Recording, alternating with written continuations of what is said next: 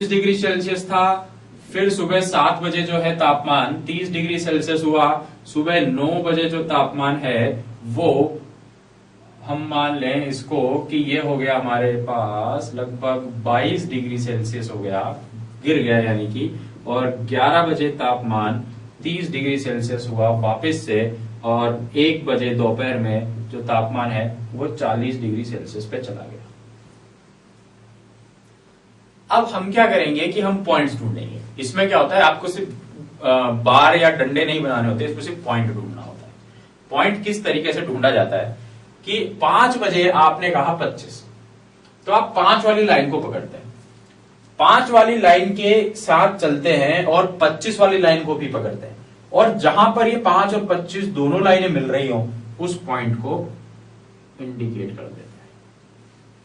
5 की लाइन पकड़ी, उस पे से सीधे सीधे जाते गए, इधर से 25 वाली को भी लेते गए, जहां टक्कर हुई दोनों लाइनों की वो वाला पॉइंट हमने इंडिकेट कर दिया। अगला 7 बजे हमने देखा कि 30 डिग्री सेल्सियस हुआ, तो हमने 7 वाली लाइन को पकड़ा और 30 वाली लाइन को पकड़ा, दोनों जहां मिल रही हैं उस पॉइंट को हमने ले लिया।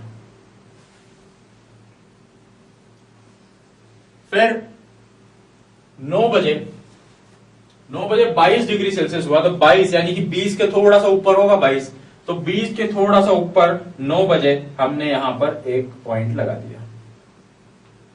11 बजे हमारा जो है तापमान वो 30 डिग्री सेल्सियस हुआ, तो हमने 11 बजे पर एक डॉट और लगा दिया, यानी कि 11 बजे से ऊपर गए, 30 के साथ साथ गए जहां दोनों मिल रहे हैं, ये 30 वाली लाइन, ये 11 वाली लाइन जहां दोनों मिल रही है।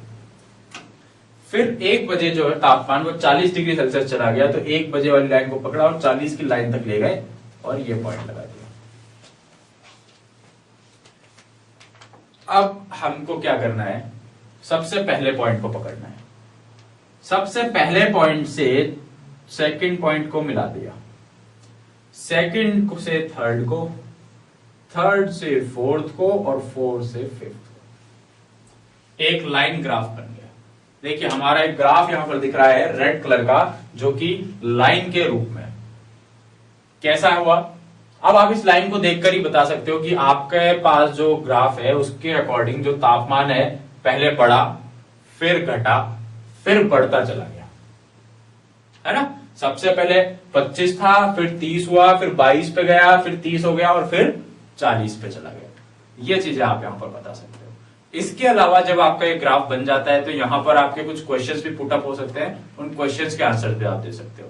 कैसे, आपसे कोई पूछे कि क्या किसी समय पर तापमान बराबर था, तो आपने देखा कि 2 पॉइंट एक ही जगह पे बन रहे हैं। हाँ, 7 बजे और 11 बजे जो तापमान था वो समान था। आपने बता दिया भाई 7 बजे 11 बजे तापमान समान था। कोई आपसे पूछ ले इस ग्राफ के अकॉर्डिंग कि 12 बजे क्या तापमान होगा, 12 PM का तापमान, तो हम लोगों को 12 ढूंढना होगा। तो 11 और 1 के बीच में ये 12 का पॉइंट। अब हम क्या करेंगे कि अपने स्केल उठाएंगे और 12 बजे वाली लाइन के ऊपर जाएंगे। हम गए 12 बजे वाली लाइन के ऊपर, जहां हम हमारे ग्राफ से टकरा गए।